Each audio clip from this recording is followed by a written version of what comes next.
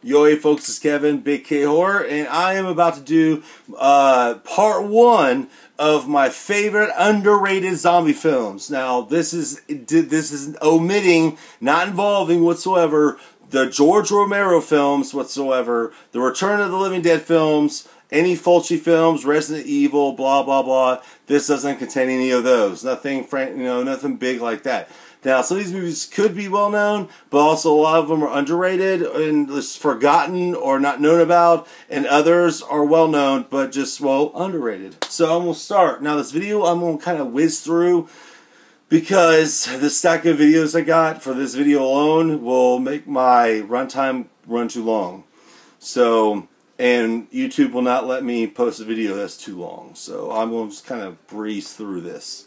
Alright, starting off with a classic from the 70s that I rented when I was a kid, and it scared the shit out of me because it contained running zombies, and this was before the days of 28 Days Later, and before the days of Dawn of the Dead remake, and way before the days of 1985's Return of the Living Dead.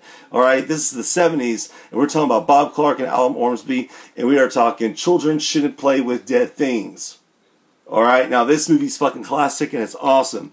And one thing about it is, in the third act, when, I won't say any spoilers, but this theater troupe goes out on an island, a cemetery island, to have a party and a get-together that night, but it's very dramatic. Anyway, they dig up a corpse, and they're carrying it around with them throughout the night. There's a point in the movie where the corpse does come alive, or they see signs of it being alive, and it scared the shit out of me as a kid. And I believe the corpse name was Orville. They named him Orville. But anyway, Children Shouldn't Play with Dead Things. Classic. Okay, moving on. This 1980s teen horror film is a great contender for being like one of the funnest horror movies to watch. It's like a spook show. It's like walking through like a carnival of horrors, you know, like a carnival house of horrors. And I am talking about One Dark Night, and it stars Meg Tilly and even E.G. Daily. And it's pretty much about this girl who wants to be a part of this cool hip clique in high school. And she's got they make her initiate by spending the night in a mausoleum overnight. Well, unbeknownst to them, that there's a recent body buried in there that is telekinetic and it's been raising the dead. Anyway, so they're locked in with the dead raising alive. Anyway. This next one is actually, speaking of Return of the Living Dead, is from the director of Return of the Living Dead Part 2, and this is a 70s little shocker he put out. Now remember, it says rated R on this DVD, but I remember on the VHS, it was released back then, it was like PG, and I'm talking about Nazi zombies, and that is Shockwaves. Pretty cool flick. It may be a little slow, but it's a pretty cool flick. I dig it. Alright, next up is a Canadian zombie movie, infection movie from the 70s that by our beloved David Cronenberg, you know, Mr. Bodily Horror. And this is what I'm talking about, the one involving star softcore porn Marilyn Chambers, and that is Rabid. I love this fucking Warner Brothers clamshell case.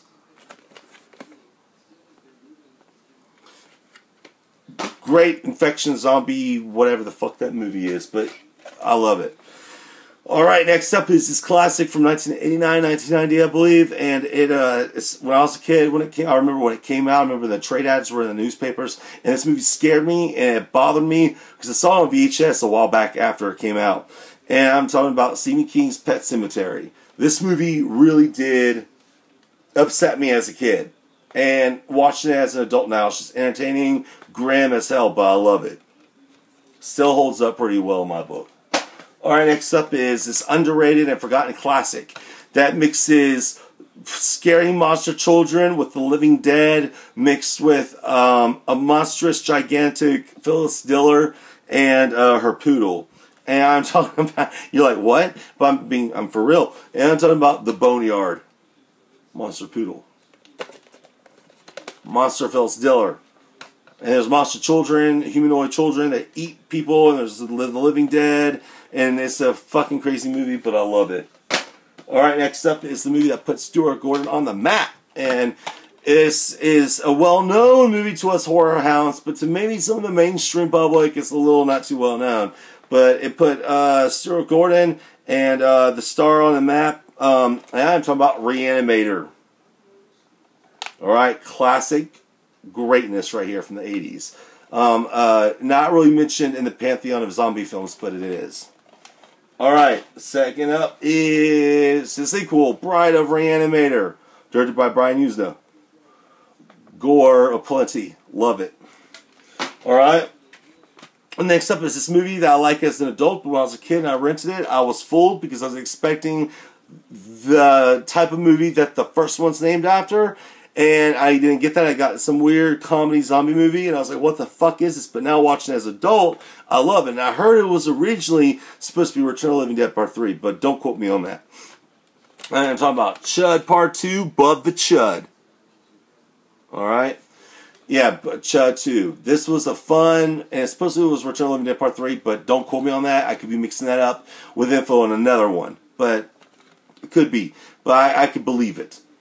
Alright, next up is a 1985 made-for-TV special, made for Halloween, and it involves all sorts of ghouls, goblins, ghosts, witches, and zombies. But it is through and through. It has zombies in it, so it goes in here. And I'm talking about The Midnight Hour. This was a fun, great ABC or CBS televised horror movie that came out during Halloween in 1985. It's full of special effects and makeup.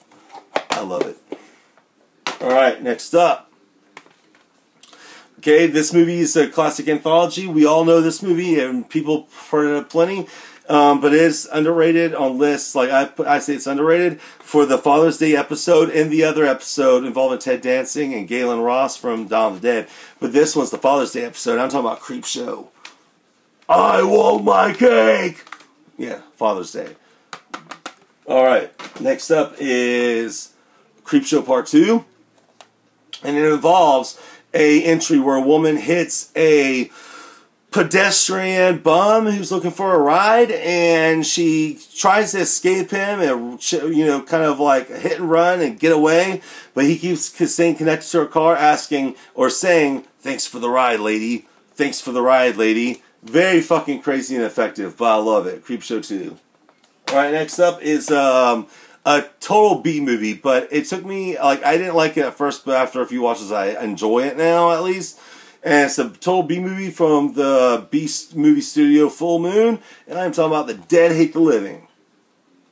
But you know what? It has a lot of Fulci madness in it, homage, so I really dig it. Alright, next up is a classic, let's see here, title from the 90s. It's really well known, but it's underrated to a lot of the mainstream folk, and I'm talking about Peter Jackson's Dead Alive. Alright, this movie is a splatterific film. It's wet. It's a wet, wet film, and it's gross. It's a chunk blower, totally. Alright. This is one of my favorite underrated, forgotten zombie films from 1989, 1990, and it stars Scott Grimes of Critters fame, and I'm talking about Nightlife.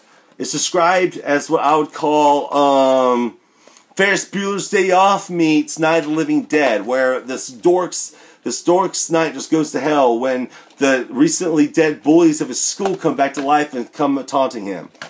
Yes, it's the Living Dead bullies, basically, and I love it. It's an action-packed, fun film. Okay? Second to last. This is a, I believe, Canadian film, but it's pretty much like, I would say, Night of the Living Dead meets Stepford Wives. I'm talking about Dead and Buried. Look at that gorgeous cover. Alright. But down to the last one on this list for right now, until I do list 2 or video part 2 of this later. The Italian Chunk Blower Burial Ground. And this has a very weird, awkward subplot involving a mother and her son, who's actually played by a dwarf who looks very awkward. And it involves some weird incestuous stuff involving a teat. And people who've seen this movie know what I'm talking about. Alright, so that's the last of that list. I got a whole nother stack of favorite underrated zombie films I'm going to do in my video part 2. However, as a little special thing at the end of this, I'm going to do this.